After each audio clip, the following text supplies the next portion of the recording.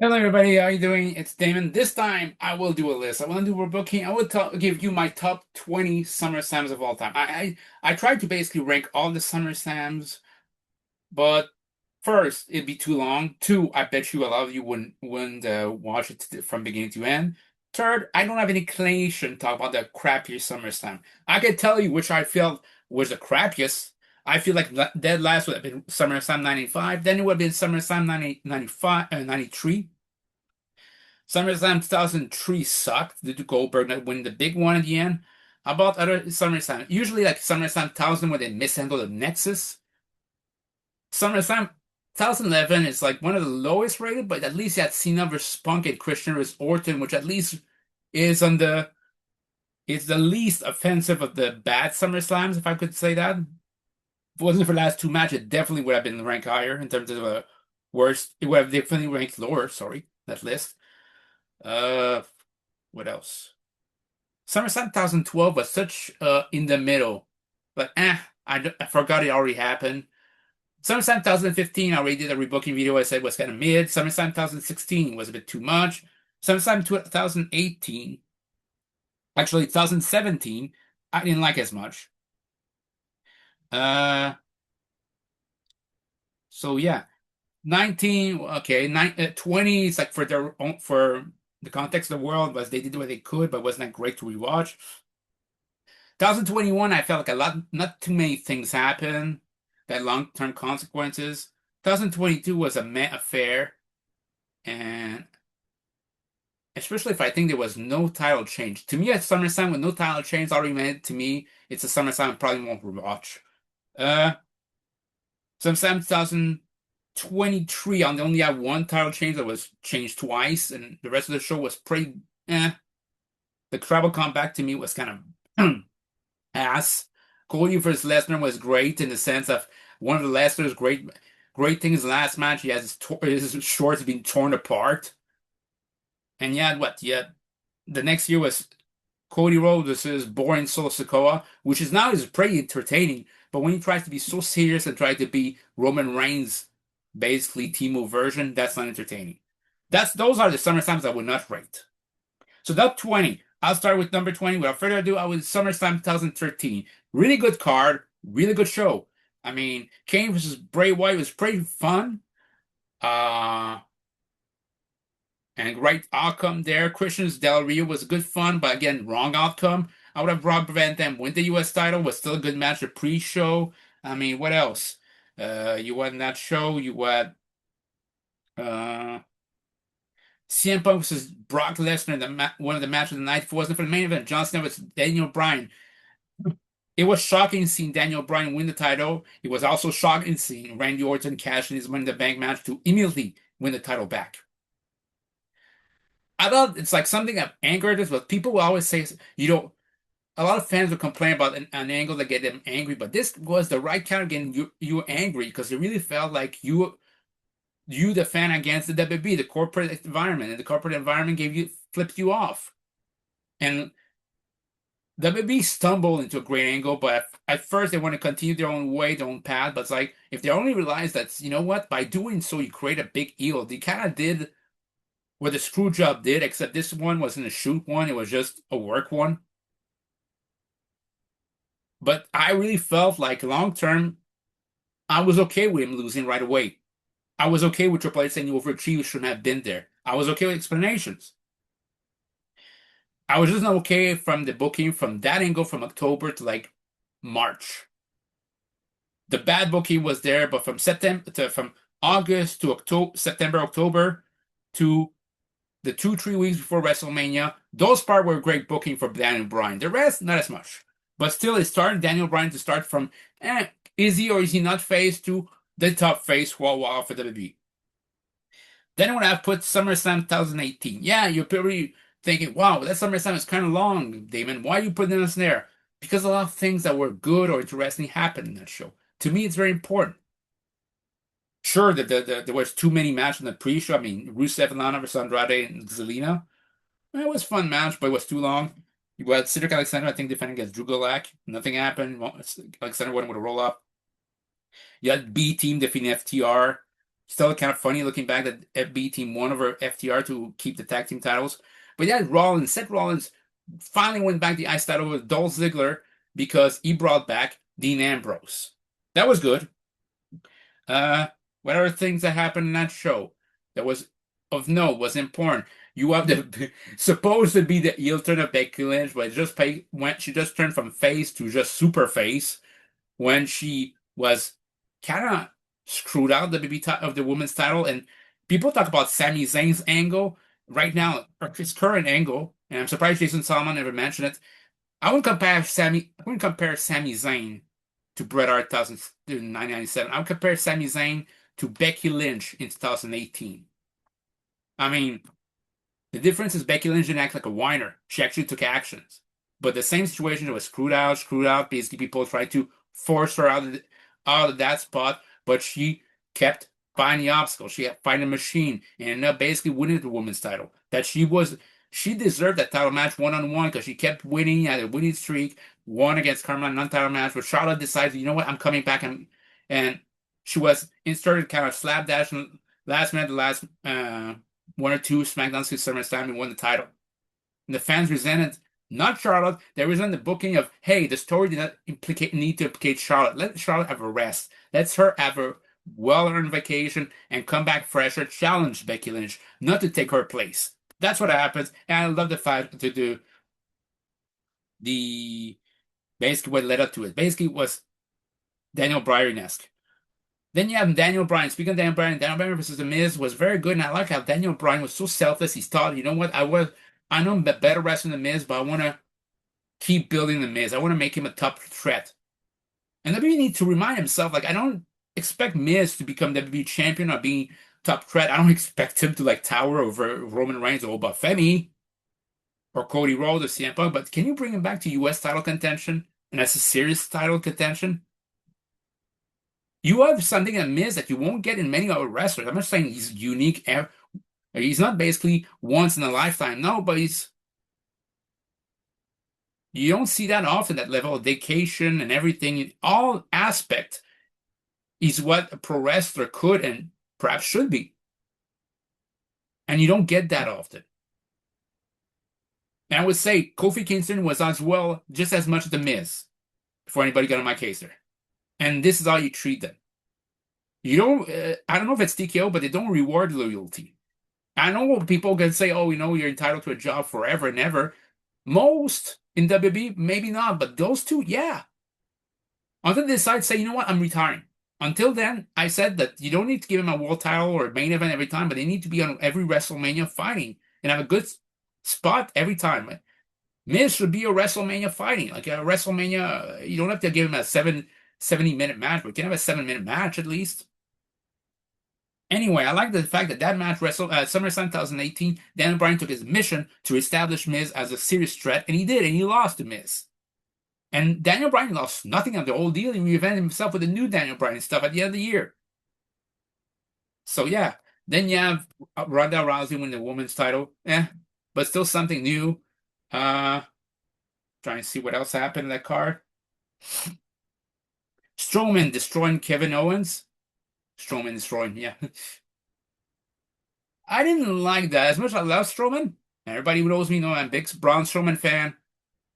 I felt like it didn't need to be, this one should not have been an even Steven match, but you need to destroy Kevin Owens like this. Like, wrong target to destroy. And then the main event happened. AJ Styles with Samoa Joe was disappointing because after all the great TNA match they had, this one ended with DQ, and I can't say more storyline based because maybe Samoa Joe, both of them cannot do this crazy stuff they did in the X Division days, but they could have done better. And I didn't like the end with DQ. And then you had basically the main event, which was actually better than I thought it'd be. It's like it was like 12 minutes. They need to be more. But I didn't like that Strowman would basically his character would say he was gonna cash it on Reigns out of nowhere, or at least within the winner, gets taken out, and because of that distraction, Reigns finally wins over Lesnar, but even then established that he didn't win fair and square. He won because Lesnar was more distracted than Strowman. They was and lost focus in the actual match, and Reigns capitalized on it to win. And I didn't like that Strowman, even back then, I remember this, they tried to make Roman Reigns woo, Because Strowman has every right to try to cash in at any time his world is for a Universal title shot or any title shot he want to. They try to portray him as an heel, despite Reigns basically sick the shield on him, just like right now he sicks the bloodlines on people to get Strowman to not cash it in. And I felt like at that point Strowman supposedly turned heel in a match with him and Reigns against Ziggler and McIntyre, and I thought he didn't turn heel. He's just paying him back for a sneak attack. And a Strowman, that one of the worst stable ever, that says something because I love Strowman, but my God, the Dogs of War was one of the worst stables ever. Accomplished nothing, and why would Strowman be afraid of anybody? And why would he team with anybody? Beside Nicholas, of course. All in all, it was a good SummerSlam, and I like some of the things it led to, but at least things happen. That's why it's the bottom of the best list, but it's like there's other things could have been better. SummerSlam 26, sorry. This SummerSlam, I think it was an 8 out of 10. The stuff it nailed, it really nailed. The stuff it didn't, at least it was short. Dan versus Dominic Mysterio. I wasn't happy that Dominic lost, but at least he didn't lose by pinfall or submission. He lost the same thing as people losing a Feast or Fire match in TNA by somebody else taking a briefcase. Doesn't mean a thing. Sorry. Chad Gable winning the IC title. Deserved ending, though. I wouldn't have Penta tap out. I would have passed out instead. Baron Corbin, finally somebody beats Trick Williams. And I hope Baron Corbin's going to beat Trick Williams to be an actual babyface. Because as long as Trick Williams was Lil Yachty, Trick Williams being the Triple H with China, pretend to be babyface. When honestly, take away his team song, and I always felt like Triple H in DX with China was the least over person of his own faction back then. He kept cheating to win. Baron didn't really cheat as much. He's basically fighting fire with fire. Lil Yachty hit him with a kendo stick. Baron Corbin heroically fended off interference at the end with Lil Yachty. And when the ref's back was turned, yeah, he did hit him with a stupid belt. But he did fight the numbers. He basically wrestled like a babyface. And people didn't care because I think they don't want to boo Corbin that much because surprisingly, they still have some respect for him. They might not love him, but they have respect for him. I don't want Corbin to be world champion, but U.S. champion, he fits well. Trick Williams should move up, but at the same time should limit Little Yachty. Little Yachty should be manager to a heel, a full-fledged heel. Trick Williams should be actually a baby face who can be arrogant but still shows face behavior. You know, have Corbin defend and lose the title to Carmelo Hayes instead. Cody versus CM Punk. I had a feeling my prediction that Randy Orton was going to interfere to cost whoever will be the definitive factor for whoever wins, and it was the case. So I was right in this one. Io Sky not winning the women's title against Liv Morgan kind of be predictable, but I don't think they maybe wanted Liv Morgan to have a title reign, in which case she had no successful defense. I think they did it with Jade Cargill. No, Jade Cargill actually had defense. I think they want to at least buff up bulk up her reign with successful title defense before having her lose, which is smart. I can understand that. The world title match was good. It was good. Has more storytelling match than average AEW matches for sure. But then this time I felt like, you know what, it's too cute for its own sake. I mean, Braun Breaker not being a match on the card was kind of ridiculous. Like the World Tag Title match, you didn't even have to put the World Tag Team titles on the card. You kind of basically got division in the MFTs against Damian Priest, R-Truth, and Alpha Academy if you want to. Have Braun Breaker win. That's it. You could have just done that in an extra match, but no. You needed 6 matches tonight because we're giving you one more match than usual. We're so good.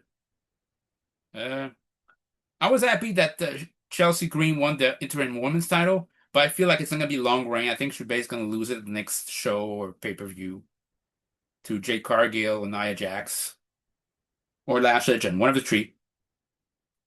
And that was night 1. What else do I remember that show? Femi beating Brock Lesnar. I didn't expect it to be basically a one-sided affair. Like I said, I thought it would be 8 minutes. Was like 11.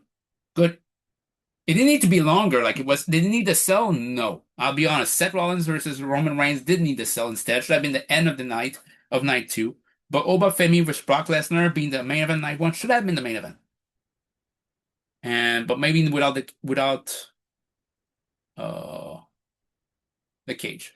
All in all, that was a good, some very good SummerSlam. Now a good SummerSlam 2015, the precedent SummerSlam, which is number 17 minus SummerSlam 2025. A lot of things didn't work in that show. I'll be honest, a lot of things. Oh, I forgot. I really love the six-man tag of SummerSlam 2025. Six, and finally, LA Knight as an important win on pay-per-view. Now, 17th, SummerSlam 2025. I loved. Sorry, I'll start with something I didn't like. I felt like it was time for AJ to win the US title, like the IC title. He could have won the IC title there and lost back Dominic Mysterio, especially if Dominic lost. I would think that the way they built up his reign, I would think would have lost it at an important time. No, he lost it on Raw to Cena and to Penta.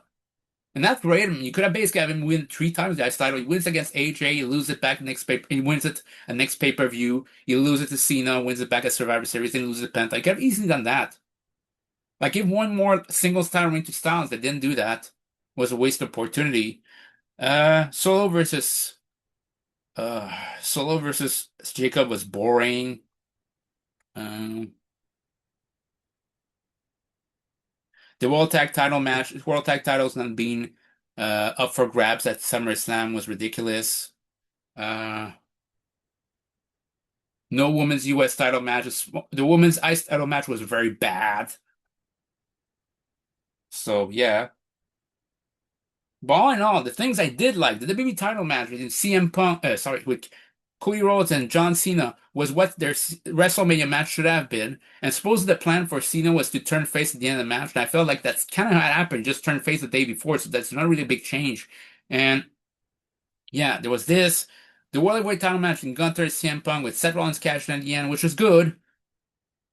And I knew people knew what was going to happen. Doesn't mean it makes it bad. It just so happens that every 10 years, Seth Rollins win a Money in the Bank and he cashes in to win a world title.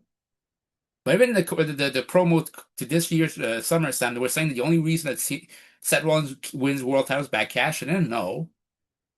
You're just saying this Edge, the same thing CM Punk, the same thing would be valid for CM Punk as well. He just won two world titles with cash. It's like, wow, what an insult. I thought it was stupid that Rollins took as an insult there, whereas reality is just, I felt it was great storytelling there. What else? Um, the World Women's title match was pretty good with Naomi retaining. What else? The women's title between Tiffany's Jade Cargill was like a I didn't dislike it like so many people. I didn't like it either. It was just like a meh. The tag title match, it's like was good, but it's like it's surprised that many people were competing at last year's SummerSlam, no longer with the company. And I felt that was a time that SummerSlam you should have changed the belt because the Wyatts were just killing division. And yeah, what else was on the card? The opening match of night one of SummerSlam actually had Braun Breaker, Roman Reigns, and Jey Uso. Opening act Jey Uso, that is. Or if you want basically, it's not the main event Jey Uso, it's mundane event Jey Uso against Braun Breaker and Bronson Reed. And the right outcome happened. I really enjoyed that match. I just thought, hey, LA Knight should have had a match on that card and didn't. But enough rambling about SummerSlam 2025. About SummerSlam number 16, SummerSlam 2001. Yeah, the invasion was running wild. Yes, there's a lot of things that the storyline was really badly done. I love Austin versus Angle. And this is one of few times, well, defend a DQ finish on a pay-per-view. Because you couldn't have seen Austin lose the title right there and then. One way or another, the fact that the next pay-per-view Unforgiven, I don't really call it In Your House, the next Unforgiven wasn't Angle's hometown. To me, you had to give the title to Angle, regardless at that pay-per-view, not beforehand. I just wish they didn't give him just 2 weeks as a title reign. Could have given him a month. But anyway, Angle versus Austin was pretty good. Rock versus Booker T. I would have Booker T actually win. I would have Booker T win keep that belt and lose it to at him against Rock at Unforgiven. Because you spend the whole build up mocking Booker T, mocking him, and you could have still have a semi-clean victory Booker T, with Booker T appear to be beaten, but then Shane McMahon interferes without attacking The Rock, just interferes, distract the referee, APA takes care of Shane. Rock tries for another rock bottom, or tries for he does basically spine buster, goes for his people elbow, but without knowing this, spin a Rooney for Booker T, Artem sidekick, bookend, rock, like arms, basically, you can have arm side kick, axe kick, bookend, one, two, three. Three finishers to beat Rock. You could have done this, but you didn't. Jericho vs. Rhino was good. Edge vs. Landstorm was a solid opener with the right outcome, but if I remember most of that pay-per-view was Jeff Hardy versus RVD. And I think that might be the best hardcore title match ever. And the most important one too, because it's rare that an hardcore title match steals the show, but RV and Jeff Hardy, man, they always were able to do this. They did it at Invasion 2001, they did it at SummerSlam 2001. And I'm not going to speak about the tag team title cage match. In 15th place, I would have SummerSlam 994. I know, people will say it's only 7 matches, and a lot of them sucked. True. I mean, Mabel versus Jeff Jarrett, and a match that supposedly, I heard that Adam Bomb versus Quang was just on a pre-show. Adam Bomb should have been the actual show defeating somebody of note. Heck, I would have Adam Bomb maybe defeat Quang and somebody else in an in-cap match, set him up because he basically downed Yokozuna. The only one, but he only lost due to count on because he was chasing Quang all over the arena.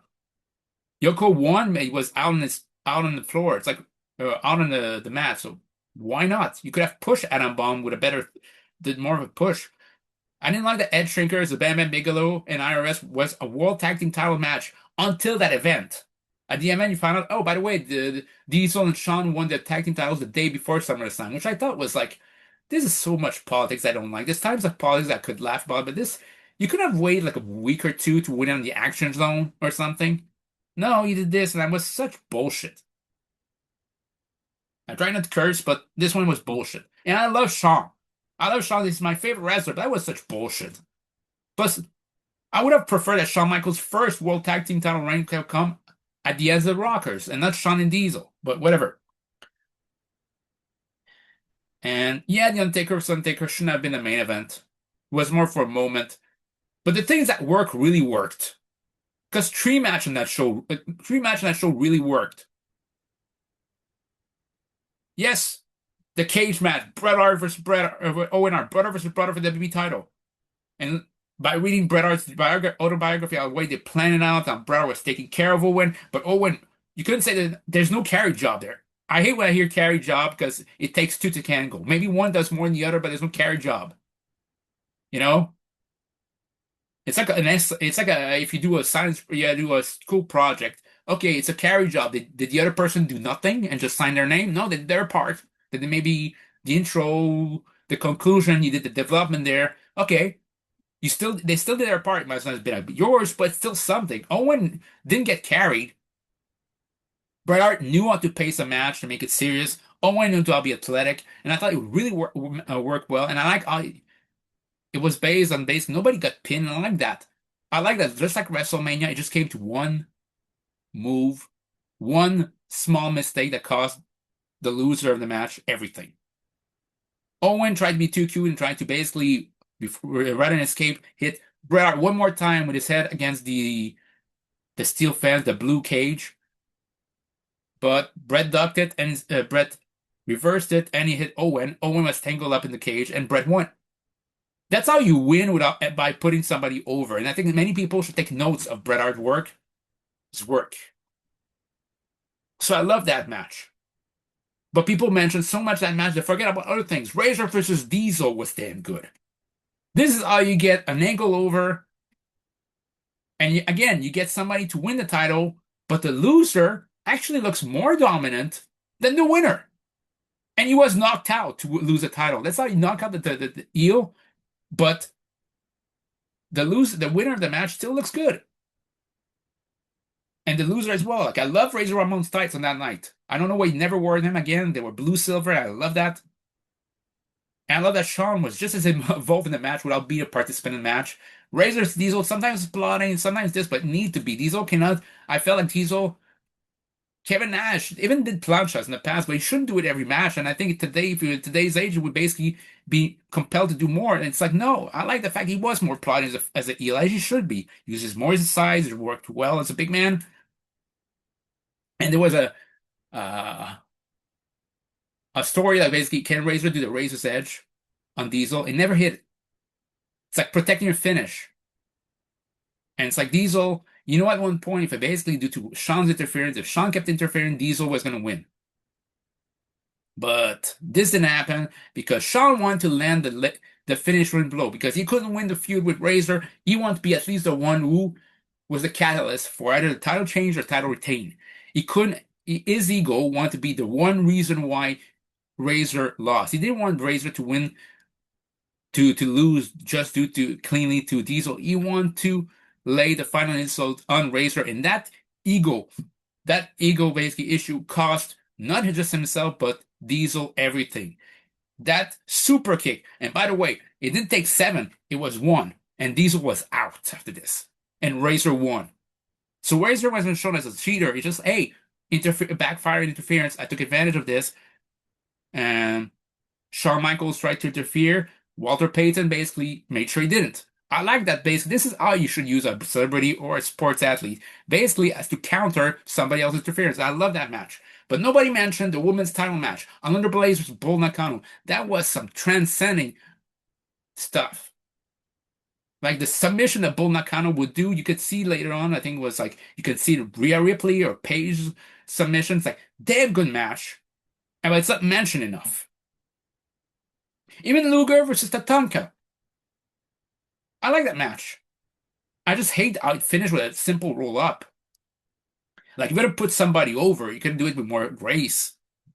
So yeah, the things that really work in that pay-per-view really worked. Only 7 matches, but still, I love them.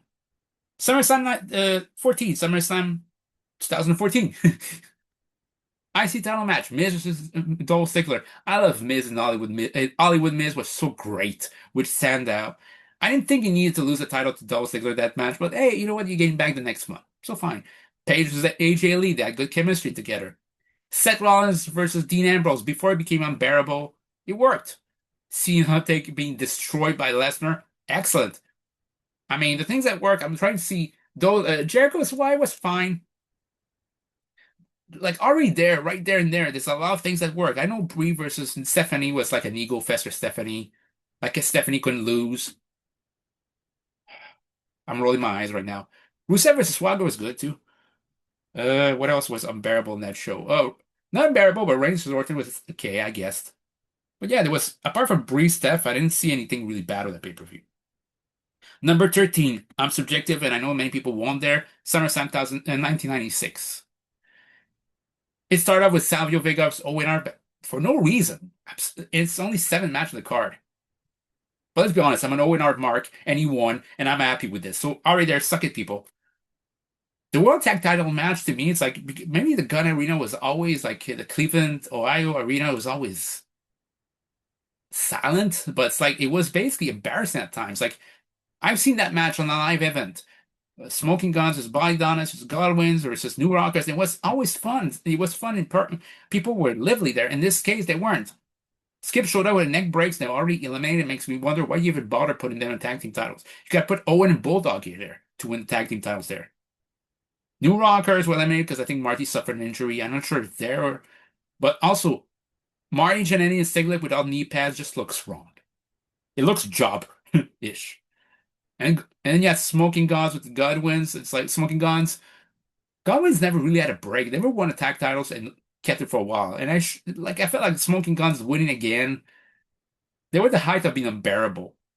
At the same time, I'll just say this: everybody's talking about the New Age Outlaws. And I think it's a crime that nobody mentioned the Smoking Guns as Hall of Fame candidates, and honestly, deserving Hall of Fame candidates. Billy Gunn should be a 2 times Hall of Fame because already been inducted technically through the New Age Outlaws and DX. Now should be inducted as part of Smoking Guns. 3-time World Tag Team Champions, damn good. And the Silent Winter is one of my favorite tag team finishers of all time. Then yes, Psycho Sid destroyed Bulldog. I love Bulldog, but you know what? I love Psycho Sid. He's like one of the only unintentionally hilarious guys in wrestling that can still be menacing. He can be hilarious, make you laugh when he's not trying to, and basically even if it's a mistake. But when he tries to be menacing, he laughs to himself, speaks softly before yelling. It's like, oh boy, looks like a superstar, and it's like like great power bomb, great choke slam, great intensity. His promos could be hilarious. It could be damn right menacing. Damn right, I love Sid. Miro versus Goldust was a damn good match with a bad finish because I think on that pay-per-view only Sid and Shawn were the only face winning that match. And I thought for SummerSlam it's too much heel winning, especially when yet in the few weeks it's like imagine if basically imagine, okay, pretend if AJ Styles kept saying I'm going to show you a new move at that pay-per-view, new move, he does.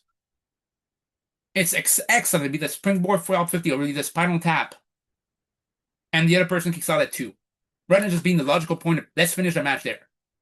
Wonder Mark Mello should have won after the Wild thing. Afterwards, we're gonna have the angle with Terry and Terry and Sable afterwards. Fine, but it should have ended there. Plus, Miro was winning the Ice title anyway. Why not? Jake versus Jerry Lawler was stupid and embarrassing. Like Jake should have just won. But here's the thing that brought it up. Two matches. The Boiler Room Brawl, again, embarrassingly sliding in the arena. I wasn't when I watched it. It was very good. And Paul Bearer's shocking turn at the end kicker brings it high. And Shawn versus Vader sure wasn't as good as the live event WB title match I saw between Shawn and Vader, which ended with Shawn gloriously super kicking Vader for the win. Because this one, I felt like he often did the same move. You talk about five moves of doom. Shawn did the moves of doom more than any other match of his world title reign. In that match, body slam, elbow, flying forearm that he took from Tito, the top rope elbow from Savage. Let's call it as it is. And it's like, okay, he did it several times. He did a super kick once and kick out. Vader bomb, kick out. I think the power bomb, I'm not sure if there was a kick out, late kick out. Goes to the moonsault. I like the finish though. He goes to the moonsault, but Vader barely, I think Vader, was just struggling with his legs, then got up before Shawn. I like the finish. I just didn't like the way he got through it. Like the DQ and count out thing. It's like, just put. Vader could have lost. Or at the very worst, if you really want to have a rematch, you have HBK win, does the moonsault 1, 2, 3, but little to be known. Vader's arms under the bottom rope. About that. But the two last match saved that card. That's why I brought up. SummerSlam 12, in 12th position, SummerSlam 2005. The opening match squash for the US title made me laugh. Taker versus Orton was very good. I like Cena versus Jericho. The ladder match with Ray and Eddie was great, and even if there's some flubs in that match, it still make good use of the ladder and stipulation. And of course, Hogan versus Shawn, which is the most over-exaggerated soul match ever, but still makes it great. 11, SummerSlam the year before 2004. Not many people talk about that SummerSlam as much today, but they should. That Booker T versus John Cena, just wish it was the US title, but it was a pretty good match. Edge versus Jericho versus Batista, very good match as well. Jericho was being booed in his hometown Toronto, which was kind of weird. Eddie versus Angle, very good. What else? Just trying to see. The opening six-man tag was fine. Yeah, Chris Benoit losing the World Heavyweight title against Randy Orton in a very good match. And it's how you started off Randy Orton's fourth fetch push, but it's like he didn't commit to it. But even then, it was a good card. Now we're going to top 10. Number 10, SummerSlam 1990. Yes. The original SummerSlam might be one of the weakest one, but still, for the weakest one, it's like SummerSlam at the beginning, they knew what SummerSlam was supposed to be. It's not WrestleMania quite, but it's near there. It's like, hey, you had what? You started off with Rockers with Power and Glory, and sucks that I think Shawn was injured in real life, so it was a basically glorified handicap match. You could have Shane Douglas come out to replace Shawn. You could still have Power and Glory pin Martin Jannetty for the awesome Powerplex, but you could have just done something. Yeah, Jake versus Bad News Brown in a nothing happening match, but the highs to me eclipse the lows. The Kerry Von Erich beating Mr. Perfect, I think it's not always you can do this, but sometimes you can have a newcomer out of nowhere beat an established champion to win a title. It's like, oh, I got to pay attention to this guy. The 2 out of 3 falls match for the World Tag Team titles, I think it's one of the best pay-per-view tag team match of the Hart Foundation, in their career. I'm not saying the best Hart Foundation match ever, but it's a damn good one. I'd say it's up there. Sure, there was a Bulldog match, but I'd say Demolitions are pretty high in the top 5 too. And it basically, Demolition won the first match. It's like they played the power brute force, power brute force, and when they did this, Demolition won. When they go to technical wizardry, basically our foundation won. And it took basically, I think basically Axe tried to interfere. LOD debuted by making sure that didn't happen. And at that moment, this is where basically Alpha they should take advantage of that distraction and make sure that basically they outwit Crush, who was the rookie of that demolition, to win the title match and title. Ultimate Warrior finally took care of basically asterisks in his reign by beating Ravish and Recruit and Hogan versus Baby or Earthquake. They need to be a fancy match of this story. Why not? Number 9, SummerSlam 999. I said so many nines. Yeah, it was peak Vince Russo. Yes, many title change was hot shotted. No, I do not care. I just dislike the D'Lo. The D'Lo versus Jeff Jarrett was for 2 titles. You could have D'Lo do double duty at this case, like Asuka did at SummerSlam 2020. You have D'Lo knowing that he's going to get back the Euro title, and I didn't want the fact that Jeff Jarrett just ended over the next night to Mark Henry. You could have basically have D'Lo win this European title match. Jeff Jarrett just demands a second match. Like so, D'Lo's fatigue. Jeff Jarrett basically takes advantage, pick the bones. And as D'Lo's about to win, Deborah and Mark Henry cheat. So to win the title. Then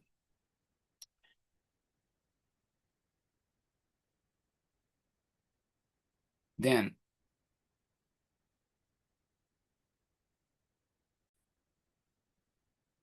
sorry.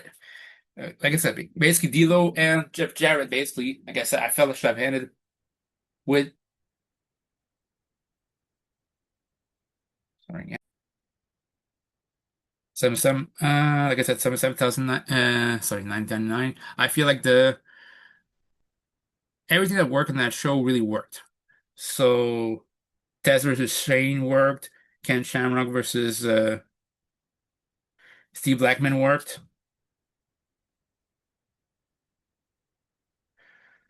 Even the main event worked.